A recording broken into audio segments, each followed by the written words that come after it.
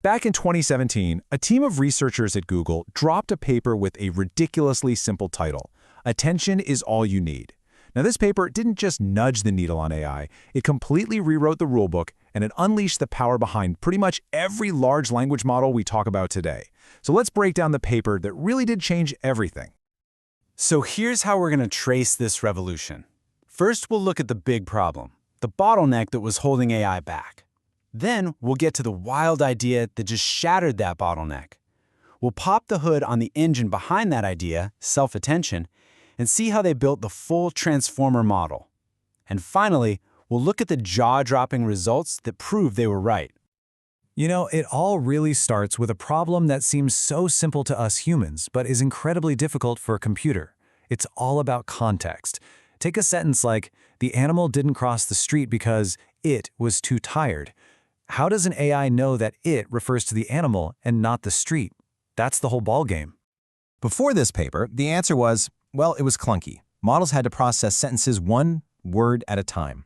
It was super slow, and worse, they'd often forget what the beginning of a long sentence was about by the time they got to the end. The transformer just threw that whole idea out. It said, let's look at all the words at once, which meant you could run it in parallel and it could see the entire picture from the get-go. Okay, so let's really dig into that old way. At the very heart of it was this fundamental roadblock, what the paper calls the sequential processing problem. This one line from the paper's introduction just says it all.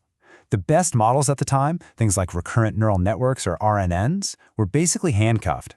No matter how clever they got, they were still forced to process information one piece at a time in a strict, unchangeable order. Seriously, just think about a line of dominoes. You can't calculate the meaning of the 10th word until you're done with the 9th. For one thing, that's just slow. But more importantly, imagine a really long paragraph. By the time the model gets to the end, it's pretty much forgotten the crucial context from the beginning. The signal gets lost. And this brings us to the paper's absolutely radical solution. Instead of trying to make the dominoes fall faster, they decided to just knock them all over at exactly the same time. And they were not shy about it.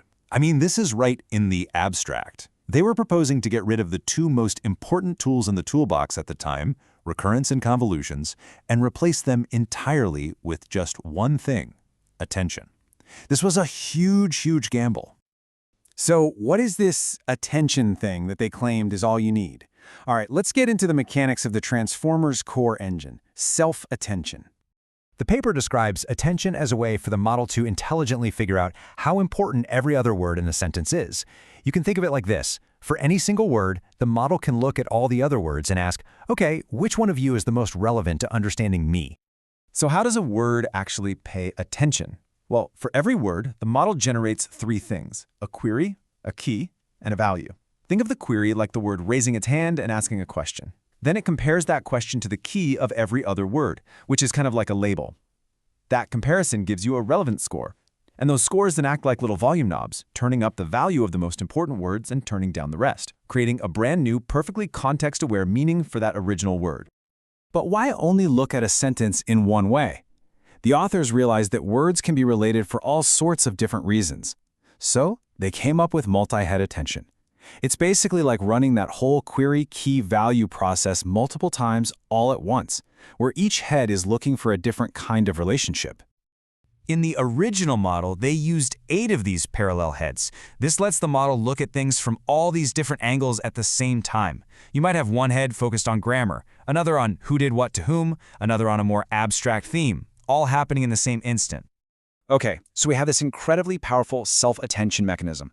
Now let's zoom out and see how this becomes the actual building block for the whole transformer model. The overall structure is actually a classic one from the world of translation, an encoder-decoder model. The encoder's job is to read the sentence you give it and build a really rich contextual understanding of it. Then, the decoder takes that understanding and starts generating the output, word by word. The real magic, though, is what's inside these stacks. Both the encoder and the decoder are just 6 identical layers piled on top of each other. And what's at the core of every single one of those layers? You guessed it, our friend, multi-head attention, followed by a simple little neural network. But hang on a second. If the model is looking at all the words at once, how does it know their order? It's a great question, and the solution is so elegant. It's called positional encoding. They add a unique mathematical signature to each word based on sine and cosine waves. You can think of it like giving every word its own unique zip code, telling the model not just what the word is, but exactly where it is in the sentence. So all this theory sounds fantastic, but did it actually work? Well, this brings us to the final section, the absolutely stunning results that prove the transformer wasn't just a clever idea, it was a revolution. On a key machine translation benchmark, the transformer hit a score of 28.4. Now, that number probably doesn't mean much to you, but in this world, that was a massive leap. It didn't just inch past the previous records, it smashed them. It set a completely new state-of-the-art. And here's the kicker. Not only was it more accurate, it was shockingly efficient. Because it could process everything in parallel, the biggest model was trained in just 3.5 days on only 8 GPUs. This was a tiny, tiny fraction of the time and money it took to train the older models. This table from the paper really tells the whole story. Look at the transformer's score here, 28.4, compared to the other models, which are stuck down in the 26s. That's a huge jump in quality. But now look at the training cost. It's massively lower than its competitors. It was better, faster, and cheaper. That's the trifecta that completely changes an industry. The authors knew they had really unlocked something huge. In their conclusion, they wrote this, basically signaling that translation was just the first step. They knew this was the start of a whole new era for AI.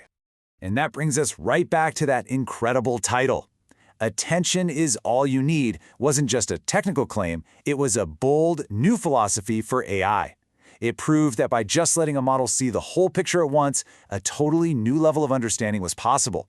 And it leaves us wondering, if attention really is all we need, what are the amazing things we'll solve by simply learning what to pay attention to next?